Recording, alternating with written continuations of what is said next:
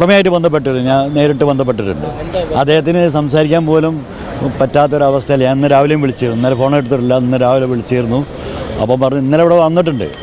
അപ്പോൾ അദ്ദേഹം മാനസികമായിട്ട് അറിയാമല്ലോ, അത്രയും കോടികളുടെ നഷ്ടം വരുന്ന ഒരാൾ, അയാളെ നമ്മൾ വിളിച്ചിട്ട് ഇങ്ങൾക്ക് എത്ര നഷ്ടം വന്നെന്നൊക്കെ ചോദിക്കുന്ന ഒരു സമയത്തുണ്ടാകുന്ന പ്രയാസം വളരെയധികം എക്സസ് ഉള്ള ഒരു പ്രദേശമാണല്ലോ ഇവിടെ.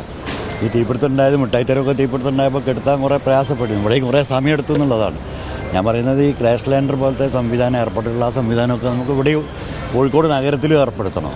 അപ്പം ബീച്ചിൽ നവീകരണത്തിൻ്റെ ഭാഗമായിട്ട് അവിടെ ഒരു യൂണിറ്റ് ഉള്ളൂ എന്നാണ് തോന്നുന്നത്.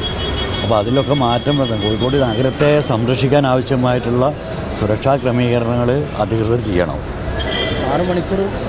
6 മണിക്കൂറിലധികം നീണ്ടു നിന്ന് ഈ തീക്കത്ത് ഇത്രയും ആക്സസ്, ഇത്രയും പ്രദേശം, ഇത്രയും ഫ്രീ ആയിട്ട് കിടക്കുന്ന പ്രദേശമാണ്.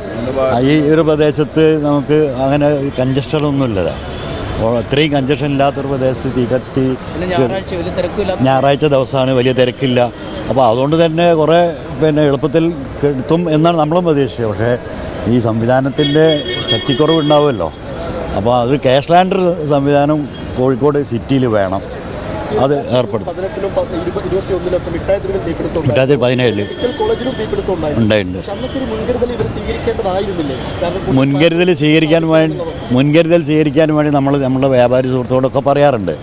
മിഠായിത്തെരുവ് തീപിടുത്തത്തോടുകൂടി നമ്മളതൊക്കെ ആവശ്യപ്പെട്ടിട്ടുണ്ട്. അവിടെ മുൻകരുതൽ നടത്തണം, ആവശ്യമായ കരുതൽ വേണമെന്നൊക്കെ.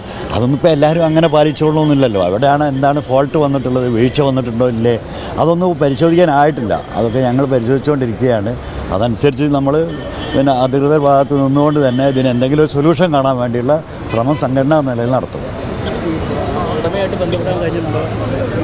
ഉടമയായിട്ട് ബന്ധപ്പെട്ടിട്ടുണ്ട്, ഞാൻ നേരിട്ട് ബന്ധപ്പെട്ടിട്ടുണ്ട്.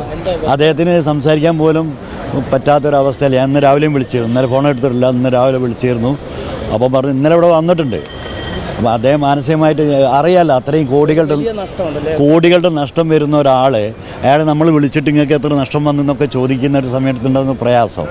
അതുകൊണ്ട് തന്നെ അക്കാര്യത്തിലൊന്നും അധികം ചോദിച്ചിട്ടില്ല. ഒന്ന് പറഞ്ഞ് സമാധാനപ്പെടുത്തി നമുക്ക് കാണാമെന്നൊക്കെ പറഞ്ഞ് നിർത്തിയതാണ്. അതിലപ്പുറം നമുക്ക് അവരോട് പറയാൻ പറ്റില്ലല്ലോ. ഇന്നത്തെ ഒരു മാനസികാവസ്ഥ നമ്മൾ നോക്കണം. ഒരു ജീവിതമാർഗം ഇത് അവിടുന്നൊക്കെ കടം വാങ്ങിയിട്ടൊക്കെ ആയിരിക്കുമല്ലോ വരിക. ഒരുപാട് തൊഴിലാളികളുണ്ട്, ഒരുപാട് പേരുടെ ജീവിതമാർഗ്ഗമാണല്ലോ മുട്ടുന്നത്. അപ്പോൾ അതിൻ്റെ ഒരു മാനസിക അവസ്ഥയും കൂടി നമ്മൾ പരിശോധിക്കേണ്ടതാണ്. ആളെ എങ്ങനെ റിക്കവർ ചെയ്യും എന്നുള്ളത് നമുക്ക് പറയാൻ പറ്റില്ല. ഇതിൽ നിന്ന് റിക്കവർ ചെയ്ത് വരിക എങ്ങനെയാണെന്ന് പറയാനൊന്നും അറിയില്ല.